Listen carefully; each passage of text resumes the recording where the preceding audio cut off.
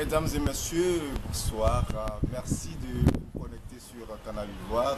Aujourd'hui, dans le cadre de Ivoire événementiel, nous allons recevoir tout à l'heure des invités qui vont nous parler d'un événement très intéressant. Il s'agit de l'événement Nzekrezessou Atenyama. C'est un événement dont on parle depuis quelque temps et je pense qu'aujourd'hui, nous allons découvrir le bien fondé de cet événement. Et pour la circonstance, nous recevons le commissaire général, M. Pierre Tano, et le chargé des ressources de la diaspora, M. Constant. Bonjour tout à l'heure pour suivre les détails.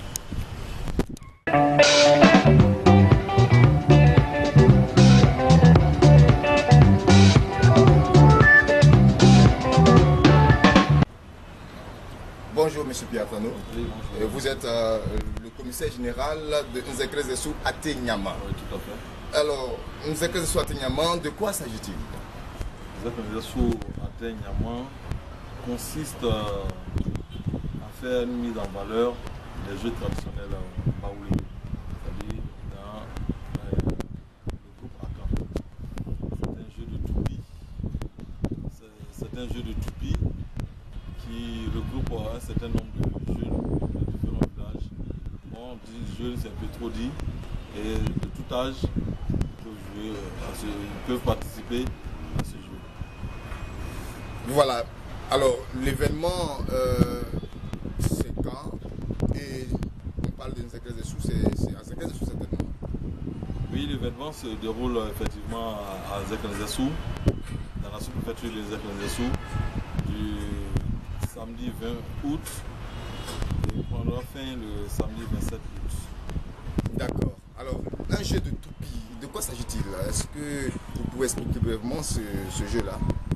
Bon, le jeu de toupie, de façon historique, était un jeu qui permettait aux parents, lorsqu'ils revenaient les après-midi, des travaux champêtres, de pouvoir se réjouir et d'oublier un peu le stress qu'ils ont vécu au niveau des champs et des plantations.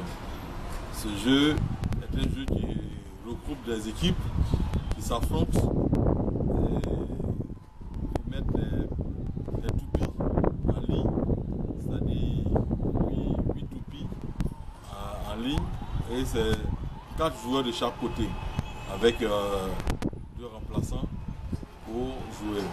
L'équipe qui va faire tomber tous les pions de l'équipe adverse est l'équipe vainqueur. D'accord. En tout cas, ça promet, ça promet. Alors, qu'est-ce qui va se passer véritablement sur le vent? Qu'est-ce qui va se passer dans Nzekrezessou? Ok. Je vous remercie parce que je vous rappelle que nous sommes à notre 2e édition. La première édition, c'était l'année passée. Et cette année, il y aura une certaine innovation parce que à côté du jeu de toupie, nous allons ajouter un concours culinaire des mets traditionnels baoulés Agba pour pouvoir égayer encore nos mamans, nos soeurs qui sont au niveau de notre sous-préfecture. Mais vous ne voyez pas que toupie et puis jeu culinaire, est-ce que ça marche? Ça va de pair parce que la toupie est un jeu traditionnel et nous parlons d'un concours de mets traditionnels. Alors, Nzekrezessou, quand on dit le nom, ça nous fait penser un peu au vieux Gaston Jupon. Il est de Nzekrezessou? Non, Il n'est pas de Nzekrezessou. Gaston Jupon, Mais il est attiré dans l'épée. apparemment, il a aimé la région. Là. Alors, mais c'est situé où Nzekrezessou, en Côte d'Ivoire?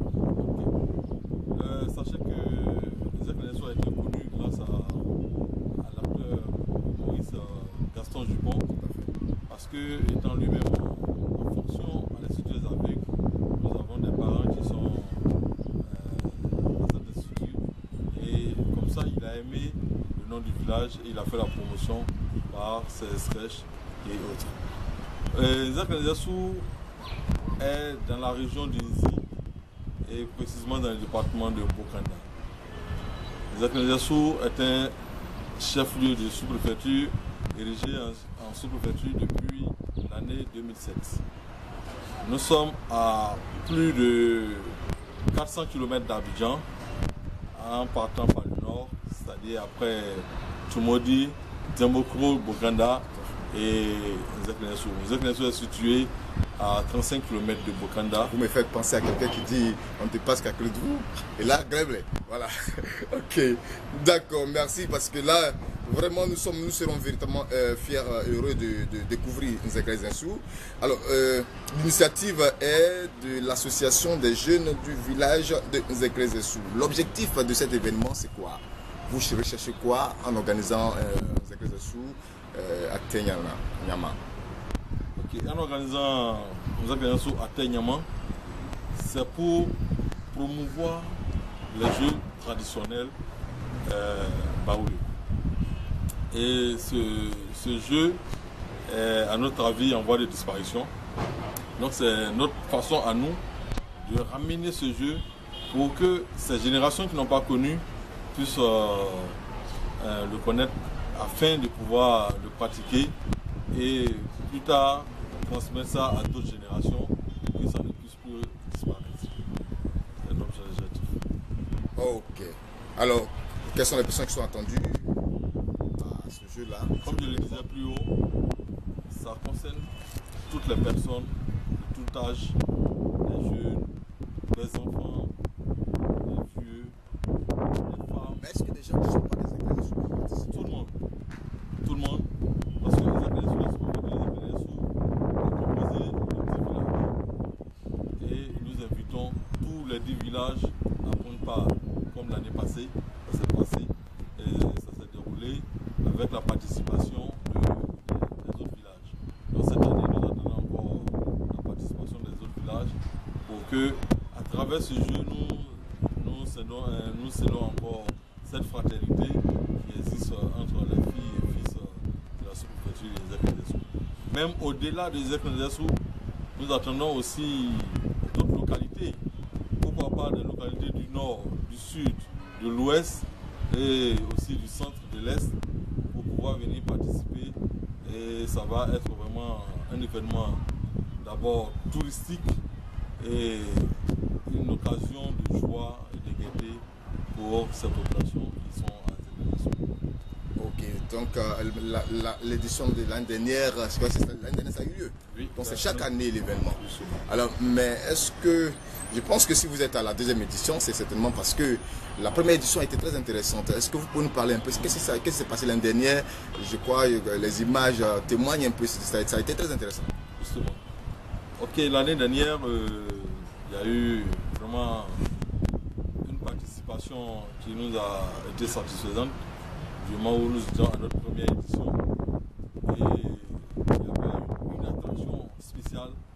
Et ce qui nous a beaucoup marqué, c'est que nous avons vu des enfants qui n'avaient jamais connu ce jeu. Et après le tournoi, qui eux-mêmes étaient en train d'organiser des tournois dans les différents quartiers des Nzeklenesu. Ce qui veut dire que nous avons atteint notre objectif, faire la promotion du jeu de toupie dans notre sous-préfecture. Est-ce que vous avez les moyens de pouvoir organiser cet événement pour garantir véritablement un événement excellent à tous ceux qui vont visiter Nzeklenesu ce mois d'août? Bon, les moyens, je ne sais pas de quels moyens. Donc. Il y a plusieurs sortes de moyens. Moyens d'abord organisationnels, humains. Voilà, les moyens humains. Est-ce qu'il y a une organisation qui est mise en place pour véritablement travailler dans ce sens? C'est bon. Ok, au niveau de la ressource humaine, nous pensons que nous avons les moyens humains pour pouvoir réussir à bien cette cérémonie, cet événement. Et aussi, nous comptons sur nous prions les personnes de bonne volonté aussi de nous appuyer financièrement. C'est vrai que le comité d'organisation peut avoir des ressources, mais vous savez, les ressources ne suffisent jamais. Et nous souhaitons l'appui des partenaires, chose qu'on appelle ça extérieur, pour pouvoir nous aider à la réussite de cet événement. Donc, pour les moyens, la ressource humaine, nous sommes prêts parce que le commissaire que je suis, j'ai une équipe vraiment dynamique. Et au niveau des richesses, des ressources extérieures, nous comptons beaucoup sur notre dynamique chargée des ressources de la diaspora, qui fait mains et pieds. Oui, tout à l'heure, il va passer pour réussir. Pour parler. Ok. Mais donc, parlant toujours des moyens, est-ce que il y a des cadres de la région que vous voulez, il faut le dire, s'ils doivent vous appuyer, parce que s'il s'agit d'une affaire culturelle, et la culture, ça marche avec le développement. S'il y a des personnes à nommer même, il faut les nommer. Oui, nous allons solliciter le soutien du conseil régional d'Inzi, le soutien de nos élus locaux, c'est-à-dire les députés, et aussi le soutien des cadres même de la sous-préfecture de Nzek-Nzesou, c'est-à-dire les mutuelles de développement, pour qu'ils puissent nous appuyer. Et comme je l'ai dit, peut-être qu'à travers ce message, nous allons voir l'adhésion de d'autres régions qui voudraient bien participer à cet événement. Donc ce n'est plus une affaire du commissaire politique que je suis, ça va être une affaire de toute la sous-préfecture de Nzek-Nzesou. Ok. Et j'ai lu quelque part dans vos documents que vous attendez plus de 1000 personnes à Nzek-Nzesou. Est-ce que les capacités d'accueil sont réunies? Parce que c'est du 20 au 27, une semaine entièrement. Est-ce que du 20 au 27, vous avez les capacités de pouvoir vraiment héberger tous ceux qui vont venir à Nzek-Nzesou? Le village, il est grand. Le village est grand, c'est un village aujourd'hui qui est érigé en chef-lieu de sous-préfecture. Donc il y a des infrastructures d'accueil et aussi, vous savez, l'hospitalité du peuple baoulé est légendaire. Donc nous allons, je pense, à mon avis, pouvoir recevoir toutes ces personnes et passer des moments agréables ensemble. Alors, pour motiver aussi ceux qui vont participer, ceux qui vont jouer, ils gagnent quoi? D'abord au niveau du toupie, au niveau du jeu culinaire, qu'est-ce que les participants gagnent? Bah, comme l'année passée, nous avons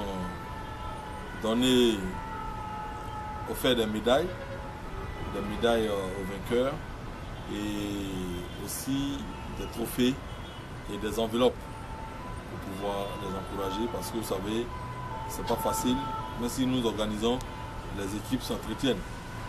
Et nous, à notre niveau, nous contribuons à l'entretien de ces différentes équipes. Ok, merci. Tout à l'heure, on va passer au commissaire, du moins au chargé des ressources de la diaspora, qui va nous dire à quel niveau se trouve son action. Merci. Merci.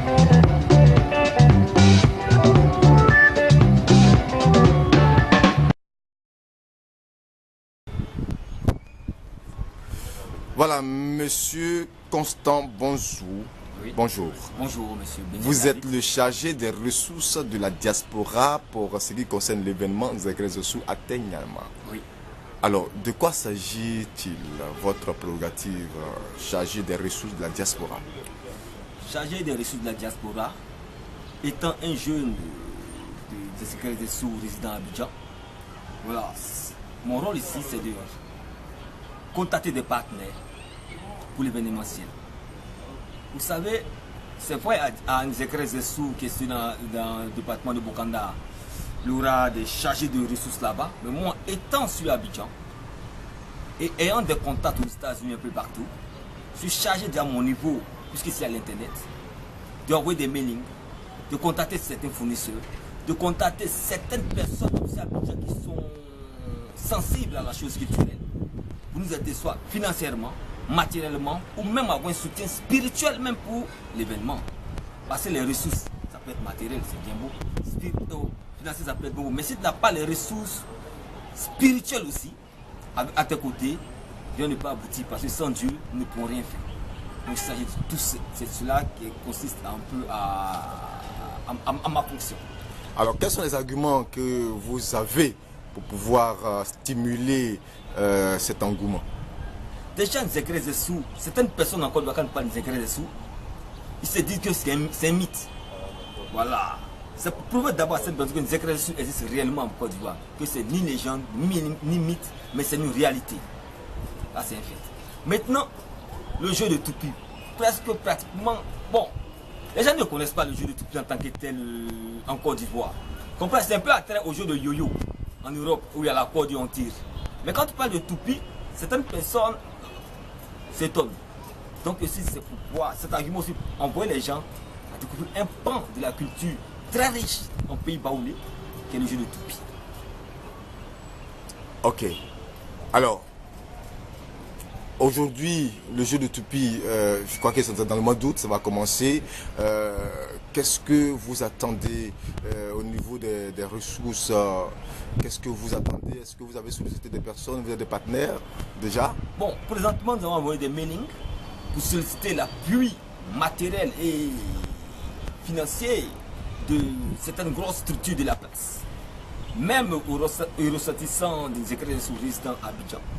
Depuis Abidjan, à l'extérieur, aux États-Unis, à Londres, un peu partout. Parce que c'est un événement, comme je l'ai dit, c'est Dieu d'abord national et planétaire. Voilà, donc nous avons sollicité cette personne à venir en aide.